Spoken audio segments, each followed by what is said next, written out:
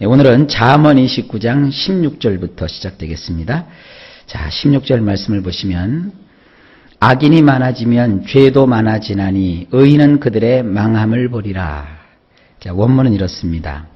악하게 행동하는 자들이 많아지면 반역도 많아지지만 의로운 자들은 그들의 몰락, 곧 죽음을 보게 되느니라. 자, 여기 보게 되면 세상에 무슨 달리 악인이 있겠어요? 성경의 표현을 보면 그냥 악인 이렇게 되어 있지 않고요. 악하게 사는 사람, 악하게 행동하는 사람. 사람은요, 양면성을 가져요. 악하게도 행동할 수 있고 선하게도 행동할 수 있어요. 그런데 이 악하게 행동하는 사람들이 많아지면, 그러니까 이 악을 행하는 사람들이 막 활개를 치고, 선하게 살면 안 돼. 악하게 살아야 돈도 벌고, 악하게 살아야 출세도 하고, 악하게 살아야 뭐가 잘 돼. 막 이런 사람들이 많아지면 세상에 어떤 일이 많아지게 되느냐? 반역이 많아진대요. 이 반역이 뭡니까? 거스리는 거예요. 자식이 부모를 거스리고, 제자가 선생님을 거스리고, 또 백성이 통치자를 거스리고, 이게 반역하는 일. 또 서로 친구가 친구 간에 반역하고, 또 애인들이 서로 반역하고, 부부가 서로 반역하고, 이런 일들이 자꾸 세상이 많아지게 되는 거예요. 그러니까 악은 절대로 권장해서는 안 돼요. 통치자가 악을 그냥 방치해 두어서는 안 돼요.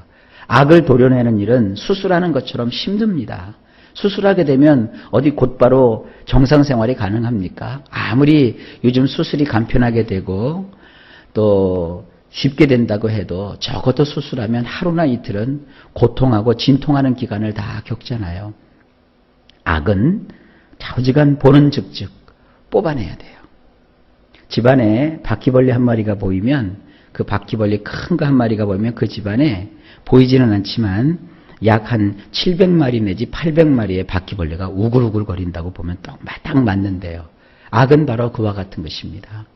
악 하나를 그냥 방치해 놓으면 그로 인해서 엄청난 일들이 파급이 되는 거예요.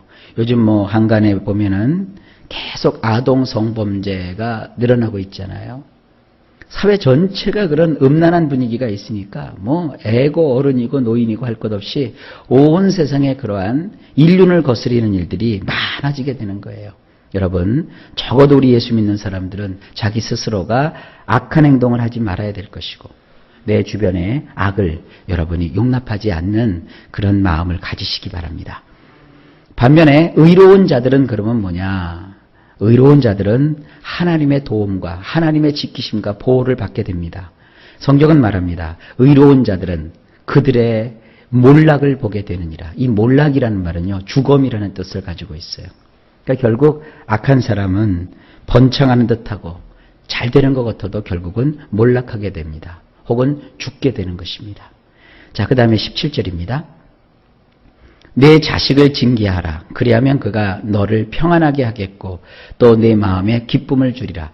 징계라는 말이 나왔다고 해서 막 때리고 혼내키고 그런 거 생각하시면 안 됩니다. 자, 본문을 원문으로 보겠습니다. 내 자식을 교육하라. 그가 내게 쉼을 줄 것이고 내 내패시에 즐거움들을 그가 주리라. 이 교육이라고 제가 오늘은 번역을 했는데 바로잡는 일, 훈육하는 일, 훈련하는 일, 또 이렇게 뭔가를 가르쳐주는 일, 이런 것들을 통괄하는 말입니다. 자식을 이렇게 가르쳐야 돼요. 하나씩 가르치고 훈련하고 또 그들이 잘못 가고 있을 때 끝까지 가서 그걸 돌이켜주고. 왜 그런 말 있잖아요. 3살 버릇 80까지 간다 그러잖아요. 그러니까 우리가 이 자식을 교육하는 이런 일을 게을리해서는 안 됩니다. 그렇게 되면 결국 그 자식이 어떻게 되느냐? 너에게 쉼을 준대요. 그리고 내 내패시에 즐거움들을 그가 준대요. 한 가지 즐거움이 아니라 여러 가지 즐거움들을 우리 내패시에게 준대요. 우리 성경에는 이제 마음이라고 번역을 했어요. 이 내패시라는 말은 마음도 되지만 육체도 되는 거예요. 그래서 자식을 잘 교육시키면, 요즘 사람들도 이 말 보면은 자녀 교육 그러면 학원만 보내고 비싼 과외만 시키면 되는 줄 아는데 아시잖아요. 세상은 공부만 가지고 사는 것은 아닙니다. 버스에서 보니까 그런 말이 있더라고요. 꿈은 우리가 꾸게 되는데 꿈이 클지라도 공부부터 시작해야 된다. 뭐 그런 게 있어요. 예, 그것도 맞는 말이에요. 그러나 공부가 전부가 아닙니다. 국어, 영어, 수학, 과학 뭐 이런 거 공부하는 것만 공부가 아니라 인생 공부도 공부예요. 그래서 부모가 채 가르쳐주지 못하는 것들을 선생님한테 맡겨야지. 그저 부모는 아무것도 안 가르치고 선생님이 다 해줄 거야. 그러면 안 돼요. 오늘도 여러분들이 잘 그 후손들과 자녀들을 교육하는 사명이 여러분에게 있습니다. 그러니까 여러분들은 다 선생님이세요. 그 다음 18절 볼까요?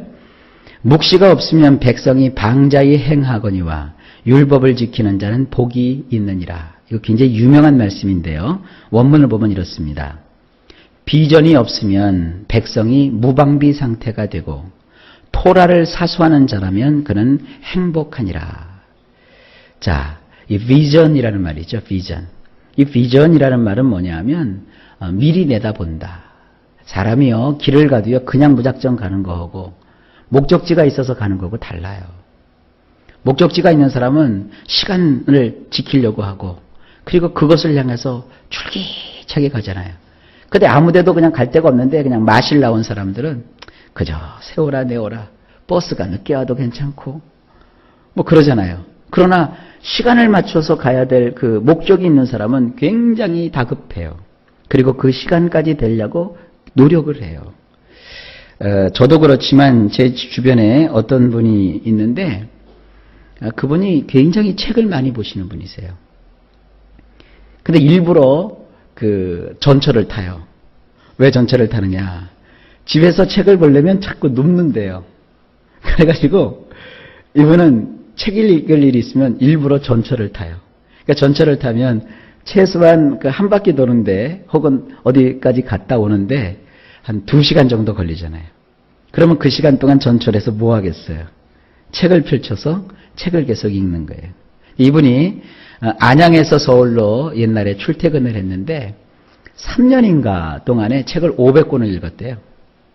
그래서 지금 아주 유명한 출판사의 편집장으로 계신데 아주 그분하고 대화해보면은 저도 보면 막 고개가 숙여질 정도로 아주 박식하시고 굉장히 많은 것들을 알고 계세요. 근데 그것이 뭐냐면 그 짬짬이 시간을 놓고 전철을 타고 다니면서 그 전철관에서 읽었던 책이 그렇게 많은 거예요. 여러분 그래요. 인생에 어떠한 그 미래가 이렇게 보이고 그 미래를 위해서 준비하는 사람은 짜투리 시간조차도 헛되이 쓰지를 않아요. 그러니까 내가 이 방면에서 어떠한 목표를 이루겠다 하면 그걸 이루기 위해서 최선을 다하는 거예요. 목회도 마찬가지입니다. 그저 하나님이 알아서 다 해주시겠지. 그게 굉장한 믿음인 것 같지만 그 믿음이라기보다는 게으름이고 태만함입니다. 목표가 있기 때문에 기도하게 되고 목표가 있기 때문에 힘써 일하게 되고 목표가 있기 때문에 어렵고 힘들지만 다시 일어나는 거예요. 자, 우리 성도님들도 이 비전, 다시 말해서 목표, 우리 인생에 대한 꿈을 가지십시오. 그러면 우리가 뭔가를 이룰 수 있어요. 그러나 그 비전이 없으면 사람이 무방비 상태가 돼요. 그저 그냥 교회를 놀고 먹자식이에요. 놀고 먹자식. 그냥 뭐 얘기 안 해도 여러분 아실 거예요. 이 사람이 이런 비전이 없으면 자기 중심이 돼버리고 남에 대한 배려가 없고 그저 고집불통이 되고 주변 사람들을 다 소란 속에 빠뜨리고 그래요. 그러나 비전이 있고 목표가 있는 사람은요. 그걸 이루기 위해서 최선의 삶을 사는 거예요. 꼭 그렇게 되시기를 바랍니다. 그리고 이 비전은 반드시 토라, 곧 하나님의 말씀인 율법이 항상 있어야 돼요. 그래서 여기 지금 비전과 토라를 성경은 같이 놓고 있어요. 원래 저는 이것을 원문대로 이렇게 번역하고 싶었어요. 비전이 없으면 백성이 무방비 상태가 되고 오 행복하도다 토라를 사수하는 자는 이렇게 번역하고 싶은데 너무 그러면 좀 이해하기가 힘들지 않을까 싶어서 평서문으로 제가 이렇게 번역을 했어요. 자주간 비전을 갖는 사람은 이 하나님의 율법을 철저하게 사수해야 돼요. 그러면 그의 인생은 하나님 주시는 행복이 넘치게 될 줄로 믿습니다. 꿈을 가지세요. 그리고 비전을 품으세요. 그 다음에 19절입니다. 종은 말로만 하면 고치지 아니하나니 이는 그가 알고도 따르지 아니함이니라. 원문은 이렇습니다. 말들만 가지고서는 종이 가르쳐지지 않나니 정녕 그가 깨닫고 있으면서도 반응하지 않을 것이니라. 말 그대로예요. 사람이 말만 가지고는 밑에 수하들이 그대로 배우거나 또 움직이지 않습니다. 정녕 그가 깨닫고 있으면서도 반응하지 않을 것이기 때문이다. 그렇게 말하고 있어요. 사람이라고 하는 것은요. 그래서 반드시 확인해야 돼요. 항상 교육도 그렇고 일도 그렇고 또 모든 우리가 세상 살아갈 때 비즈니스가 그래요. 비전을 세우고 목표가 있죠. 그럼 목표를 이루기 위해서 두 번째 계획을 세우죠. 계획대로 이제 세 번째 실행하죠. 그리고 끝나는 게 아닙니다. 반드시 피드백이라고 해가지고 그것을 평가해야 돼요. 그래서 그 일이 정말로 잘 됐느냐 안 됐느냐. 교회에서도 어떤 행사를 하고 나면 맨 끝에 다 행사 끝내놓고 나서 뭐라고 할까요? 평가회를 해야 돼요. 그래서 평가를 해서 좋은 점, 나쁜 점, 또 계속해서 해야 될 점, 고쳐야 될 점, 이런 거를 계속 평가해서 다음번에 같은 일을 할 때 참고를 해야 돼요. 사람을 다스릴 때도 마찬가지입니다. 알아서 해, 알아서 하라고 하면 알기는 알아요. 그러나 안 해요. 그러니까 자꾸 확인해야 돼요. 좋은 선생님은 그냥 가르치기만 하는 게 아니라 반드시 시험을 치루어서 평가를 해주어야 돼요. 그래서 네가 하고 있는 일은 A 학점, 네가 하는 일은 B 학점, 네가 하는 일은 F, 그러니까 낙제, 이런 걸 선생님들이 자꾸 해줘야 그가 자극을 받고 행동을 해요. 기억하세요. 사람은 말로만 가지고는 안 돼요. 반드시 확인해야 되고 쫓아가야 되고 그리고 다시 한번 그 전병을 뒤집듯이 사람을 뒤집어 봐야 돼요. 이것이 세상을 살아가는 지혜입니다. 그러니까 말로만 하면 안 돼요. 반드시 확인해 봐야 되고 그가 반응할 수 있을 때까지 평가하고 돌이켜보게 하고 피드백을 시키고 그렇게 해야 된다. 그런 말씀입니다. 자, 그 다음에 20절입니다. 내가 말이 조급한 사람을 보느냐 그보다 미련한 자에게 오히려 희망이 있느니라. 원문이 이렇습니다. 너는 말을 함에 있어서 급한 사람을 보았느냐 그런 자보다는 미련한 자에게 희망이 있느니라. 여기서는 말이죠. 말 빠른 사람을 얘기하는 거 아닙니다. 말투가 천천히 황소걸음처럼 늦은 사람이 있고 꼭 그 총알 나가듯이 막 말이 따다다다다 하고 빠른 사람이 있어요. 이건 말 빠른 사람을 얘기하는 게 아니라 말을 급히 하는 사람. 아직 일이 이루어지도 않았는데 이루어진 것처럼 얘기하고 누가 한번 도와줄까? 그랬는데 그냥 누가 도와준다 그랬다고 이러고 그렇게 급한 사람 아닙니다. 누가 뭘 한다고 그래도요. 그가 정말 해야 그게 하는 거예요. 누가 뭐 소원을 하고 서약을 해요. 그 어떤 분이 계신데 그분은요. 은혜만 받으면 맨날 목사님한테 와서 목사님 나 5천만 원 할 겁니다. 10년 전에도 그랬는데요. 또 7년 전에도 목사님 나 5천만 원 할 겁니다. 또 지난달에도 나 5천만 원 할 겁니다. 맨날 그분은 5천만 원이요. 그 언제 5천만 원을 할지는 잘 모르겠어요. 그 말이 급한 사람이에요. 그저 하나님 앞에 감사하면 뭐 500원이 됐던 또 뭐 5천만 원이 됐던 그거는 자기가 하면 되는 거예요. 그런데 하지도 않으면서 그냥 말부터 막 끄집어내는 사람들이 있어요. 여러분 이런 거는 지혜로운 게 아닙니다. 그런 사람보다는 차라리 미련한 자가 희망이 있대요. 그래서 저는 이것을 자신 이렇게 말하고 싶었어요. 미련 곰퉁이가 오히려 희망이 있는 거예요. 말만 앞세우는 사람보다는 미련 곰퉁이처럼 묵묵하게 자기 일을 감당하는 사람에게 더 희망이 있는 거예요. 그러니까 아버지가 돈이 많은 부자인데 말만 앞세우는 그 똑똑쟁이 아주 장기가 많은 자식한테는 재산을 안 물려준대잖아요. 저는 분명히 이 재산 이거 1년도 못 가. 사기꾼 만나서 다 날려. 근데 그냥 공부도 잘 못했고 그냥 묵묵하게 소처럼 일만 하는 자식한테 재산을 다 맡겨버렸대요. 그 자식은 재산을 불리지는 못해요. 요령이 없으니까. 그러나 있는 재산은 과묵하게 지켜요. 왜? 땅도 안 팔아요. 집도 안 팔아요. 너가 와서 꼬시면서 막 투자하라고 그래도 그것도 투자도 안 해요. 그냥만 농사만 짓지요 뭐. 그냥 가지고 있지요 뭐. 그러니까 자기가 돈도 관리를 못하니까 그냥 은행에다 집어넣어놔요. 그러니까 차곡차곡 은행에다가 넣어놓으면 이자라도 늘지요. 그런데 그냥 말만 앞세우는 사람은 지가 그냥 감당도 못할 말을 해놓고 그거 책임진다고 막 이 돈 빼고 저 돈 빼고 막 이러다 저러다 보면 세월이 지나가면 다 없어져 버려요. 여러분 그런 걸 생각하시면 됩니다. 사람이요 말을 앞세우는 보다는 차라리 미련곰퉁이가 나아요. 그러니까 미련곰퉁이가 되라는 얘기가 아니라 너무 우리가 말을 앞세우지 말라 이런 교훈입니다. 자 마지막으로 21절 보실까요? 종을 어렸을 때부터 곱게 양육하면 그가 나중에는 자식인 채 하리라. 이 원문이 이렇게 돼 있어요. 종을 나으르라는 이유로 떠받들어주면 나중에는 배은 망덕한 자가 되느니라. 조금 우리말하고 다르죠?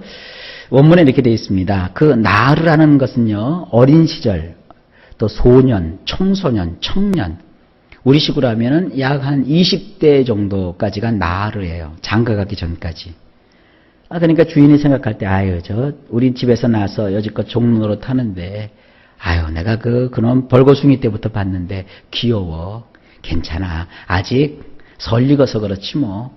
잘 세상 물정 몰라서 그렇지 뭐. 이런 식으로 그 종을 그가 어리다는 이유로 그냥 막 이렇게 떠받들어주면, 나중에는 그 종이 은혜 갚을 줄 압니까? 아닙니다. 성경은 뭐라고 하느냐. 배은망덕한 자가 된대요. 우리 성경에 이제 자식인 채 한다고 그랬는데 이 표현이 더 성경적이고 원문에 있는 말씀입니다. 배은망덕한 자가 된대요.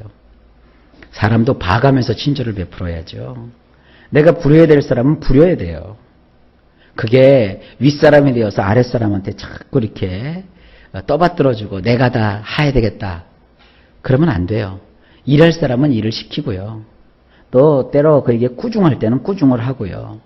그래서 바르게 해줘야 나중에 그가 저 사람은 내가 모셔야 될 주인이구나. 상전으로 알아보고 뭐를 하죠. 이게요 사람 배은망덕하게 하는 것은 그 사람이 나빠서 그렇지만 그러나 한편으로는 그 사람을 평소에 너무 떠받들어줘서 그래요. 그러니까 요건 여러분 지혜롭게 잘 적응하실 수 있기를 바랍니다. 그러니까 모든 사람에 대해서 뭐 너무 혼내키고 그러지는 말아야 되겠지만 이 도리는 우리가 다 해야 돼요. 사람은 절대 은혜를 모르도록 키우면 안 됩니다. 은혜를 알고 은혜를 갚도록 해주어야 되는 거예요. 그러니까 제가 고민이 많아요. 성도들도 마찬가지입니다. 너무 오냐오냐 해주고요. 너무 이렇게 상전받들듯이 해주면 하나님께 은혜를 받고도 감사할 줄 몰라요. 하나님께 무슨 뭐 축복을 받고도 그냥 입을 싹 씻는 사람들이 많아요. 그거 사실 목회자들이 성도들을 잘못 가르치는 거예요. 성도들은 조그만 감사거리에도 하나님 앞에 은혜를 갚는 그런 식으로 가르쳐야 돼요. 그래서 때로 조금 목사님이 악역을 할 때도 있어요. 그러면 안 되는 거다. 가르쳐야 돼요. 그 가르치고 따갑게 가르치는데도 그걸 받아들이지 않고 튕겨나가면 그 인생만 불쌍한 거예요. 잘 말씀을 들어서 은혜를 잊지 않도록 가르쳐야 돼요. 그래야 그 사람이 훌륭한 사람이 되는 거예요. 자, 여러 가지 오늘 배우셨어요. 오늘도 일마다 때마다 하나님께서 여러분들에게 복을 주셔서 모든 일에 형통함이 넘치시기를 예수님의 이름으로 간절히 축복합니다.